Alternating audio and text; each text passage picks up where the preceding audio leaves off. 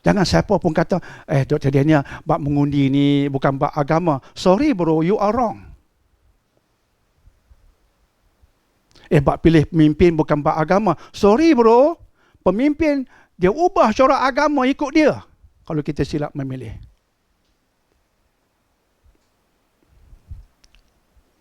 Semuanya ada berkaitan dengan agama. Dan kita sebut tadi, kita nak berada di atas jalan yang lurus. Skrip hidup kita bagi betul.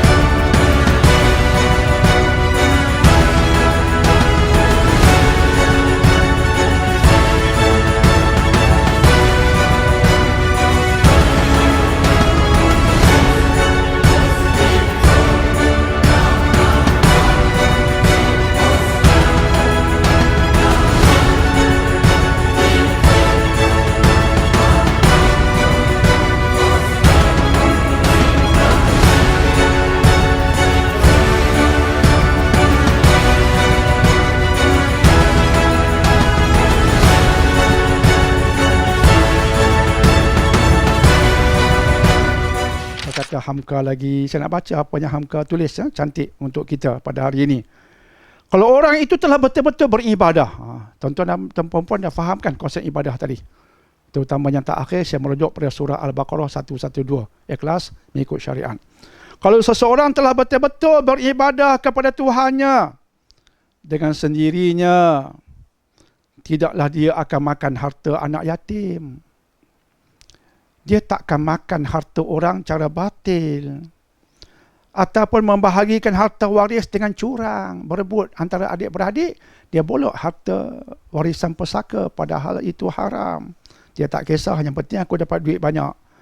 Ataupun buat zalim pada isteri. Sentiasa pukul isteri, tendang isteri. Suami tak guna seperti itu. Suami yang tidak beribadah dalam konteks kekeluargaan. Ataupun isteri nusyus pada suami. Dua-dua bertanggungjawab.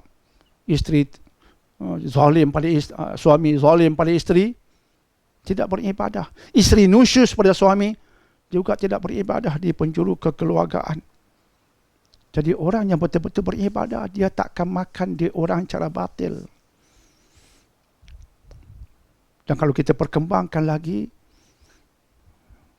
dia tidak akan beri rasuah. Dia tidak akan menerima rasuah. Dan jika dia pemimpin, dia tidak akan salah gunakan kuasa. Dia tidak akan menzalimi hak rakyat, walaupun hak rakyat yang bukan Islam. Dia tidak akan cakap sembrono tentang orang, tentang kelompok yang bukan dari kelompok dia. Isu di Malaysia dalam PRU ini, antara isu yang besar ialah isu wang negara disalahgunakan. Wang negara, termasuk wang kita, anak cucu kita, disalahgunakan. Berkaitan dengan rasuah. Isu SRC International, isu 1MDB, isu kapal perang pesisir LCS, isu rasuah projek solar hybrid, laporan April 2021 oleh SPRM mengatakan ada kartel yang sentiasa mendapat tender kerajaan berjumlah lebih daripada 3 bilion, 3B. Kartel sentiasa mendapat tender kerajaan lebih daripada 3 bilion, artinya sistem ini pincang. Orang dalam sistem ini pincang, menyebabkan kartel ini boleh hidup. Dengan tender-tendernya, artinya ada unsur rasuah dalam sistem. Dan kita nak beribadah dalam negara ini Lantas bila kita pergi PRU, kita buatlah ibadah di penjuru pengundian kita. Kita undi untuk mengubah semua ini. Supaya tidak lahir di atas pemimpin-pemimpin yang bobrok, yang hanya mementingkan perutnya dan tembolok, menunggang agama agar diri nampak elok.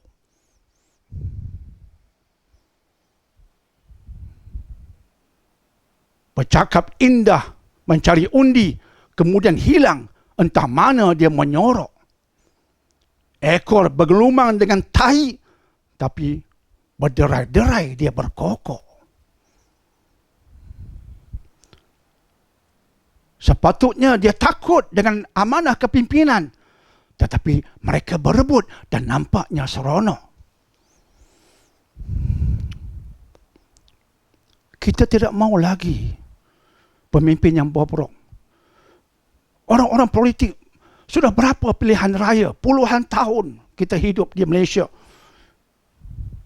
Menabur janji. Malaysia tidak juga makmur. Harga barang makin naik.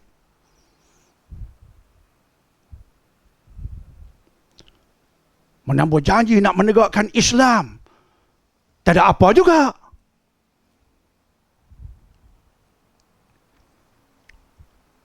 Isu perkauman.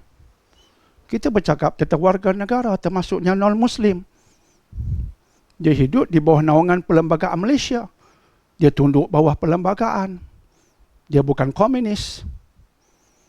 Parti dia pun mengikut perlembagaan. You tidak setuju dengan dia, tak ada masalah. Tapi jangan kita melampaui batas. Sebab bila kita melampaui batas, menuduh orang cara tak betul, itu bukan mulut ibadah.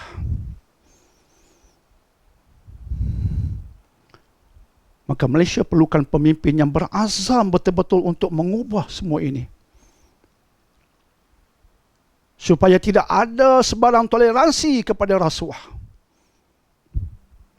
Tidak ada sebarang toleransi pada rasuah. Kita mahu pemimpin-pemimpin yang seperti itu. Supaya tender diberikan dengan telus. Bukan tender yang jumlahnya amat besar, tiba-tiba diberikan secara terus. Mudahnya. Tidak bertanggungjawab. Tak berurus yang baik. Jaga maslahat orang-orang bawah ini. Menteri di atas sentiasa kenyang dan senang. Orang bawah apa yang dia faham.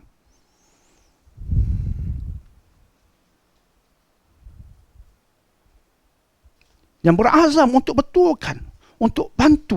Bukan kerja mudah, kita tahu. Tapi dia berazam untuk betulkan rakyat. Elokkan rakyat, makmurkan negara. Kita mau PM yang macam itu. Azam dia tinggi. Supaya kebobrokan yang ada di Malaysia ini, sebab Malaysia sedang sakit ini, kebobrokannya hancur, sakitnya hilang. Maka bila kita pergi mengundi, kita mengundi untuk hilang derita sakit Malaysia. Dengan rasuahnya, salah takbir urusnya, tidak telusnya, tidak bersihnya, kartel, tender, wujud.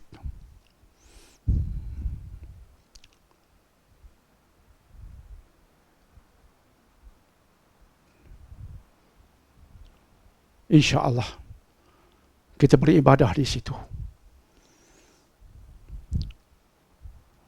Dan semoga insyaAllah bersama PM yang seperti itu, cirinya adalah tim beliau yang akan menegakkan kemakmuran di Malaysia, mendaulatkan agama Islam dan tidak bertoleransi dengan rasuah sedikit pun.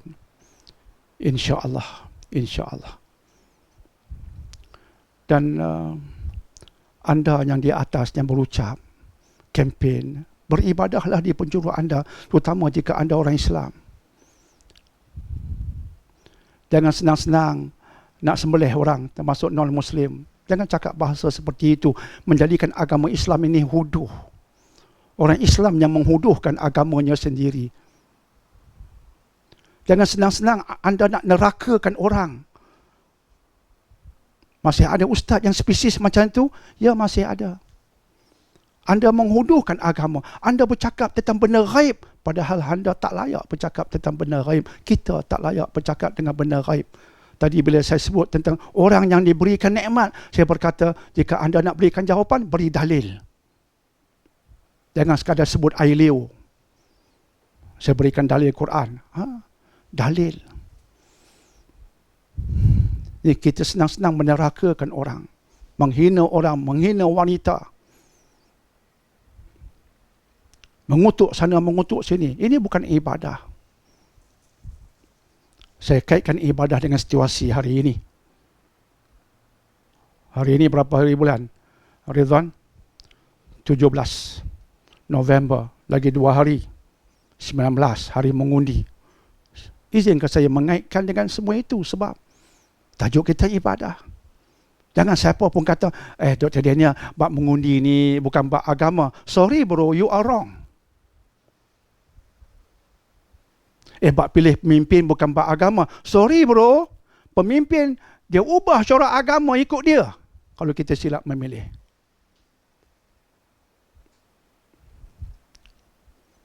Semuanya ada berkaitan dengan agama. Dan kita sebut tadi, kita nak berada di atas jalan yang lurus. Skrip hidup kita bagi betul. Bukan sekadar semayang punya jaga. Allahu Akbar punya jaga. Sebutannya bagi betul. Bismillahirrahmanirrahim. Terketa-keta punya jaga. Dalam hidup skrip tak jaga.